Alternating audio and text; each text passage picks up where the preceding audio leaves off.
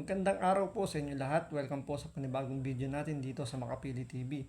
Ngayon po ang pag-uusapan po natin ito, itong may nangyaring pamamaslang po sa loob ng apartel na kung saan isang babae yung ginlitan sa leeg. So hindi natin alam noong una hindi pa natin alam kung ano ba yung naging dahilan, bakit ganon. Pero dito sa programa ni Senator Rapi Tulfo sa Rapi Tulfo in Action, sumuko yung suspect. So, panoorin po natin to. Pero bago po ang lahat, baka pwede naman magpalambing sa inyo. Baka pwede naman pakipindot yung subscribe button, tsaka yung like. Wala naman pong bayad yan.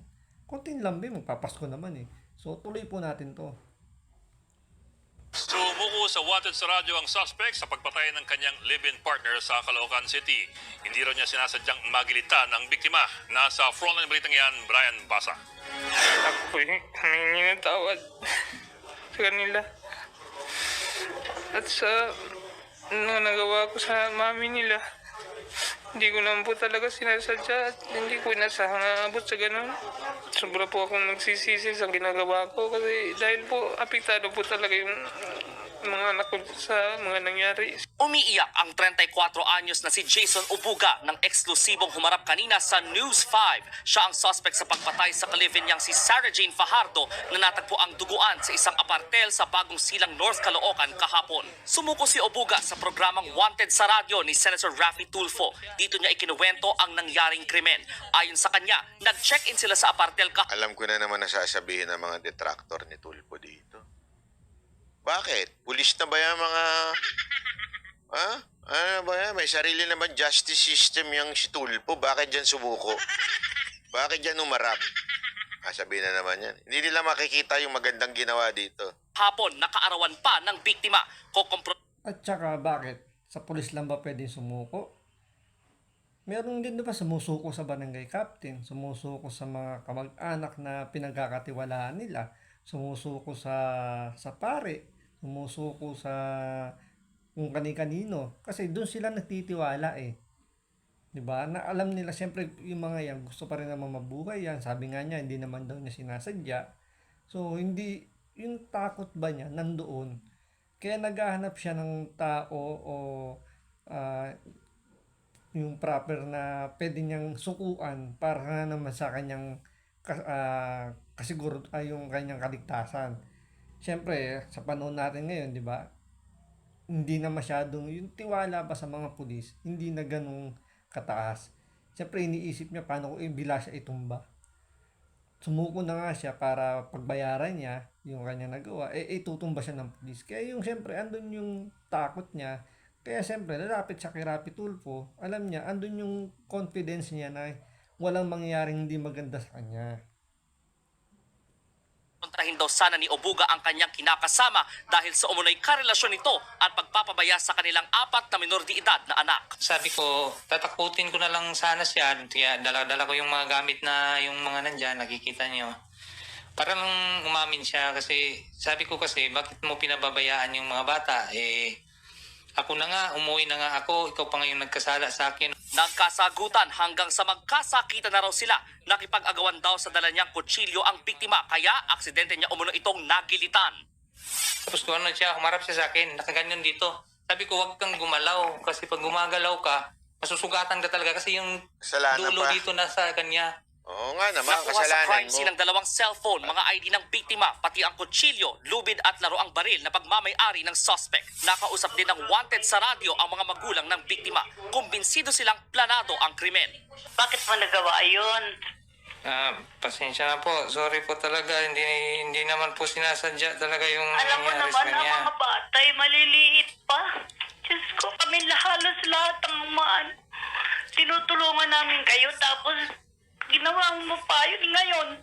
Pareho kaming may edad na. 70 na.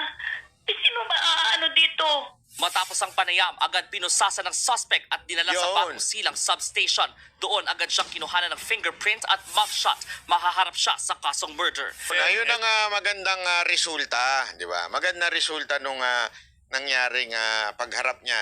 Pagkatapos, paglabas niya ng boot, posas. Hindi, di ba? Bakit kanyo maganda? Kasi alam mo, Ito lang nakita ko nga ito nakita ko, I'm trying to look for a positive na nangyari dyan.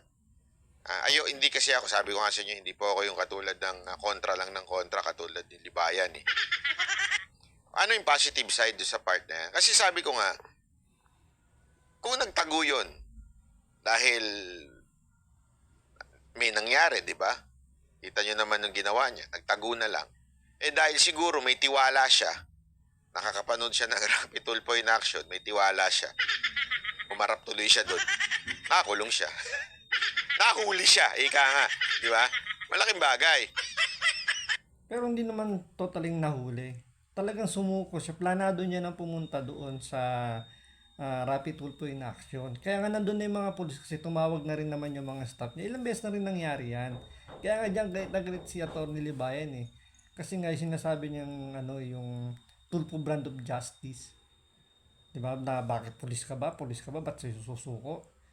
Tama naman yung punto ni Banat Bay. Kung nagtago na yan. Diba? Paano pa sisingilin yung nagawa niyang kasalanan? Or kailan may siserve yung hustisya? Diba? Kung magtatago yan. Yun lang naman yung pinakapunto ron eh. Ang importante dyan, sumuko, mapagbayaran niya kanyang nagawang kasalanan, di ba? Nabawasan yung trabaho ng mga pulis, nabawasan yung trabaho ng mga judges. Kasi sa mga judges pala, punong-puno na yung kaso na yan, tatanggal pa yung kaso na yan.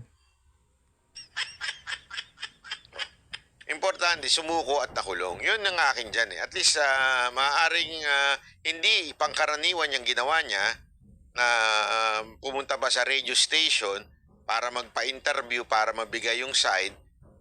Akin, ano gusto ninyo? Nagtago na lang siya. Kung nagtago na lang niya kasi natakot na. Di ba? Tama? Natakot na siya eh. Ayoko na, takot na ako. Dahil na may nangyari dun sa living partner niya. Tago na lang. May tiwala siya kahit paano kay Tulfo. Malaking bagay yun. At least nakulong.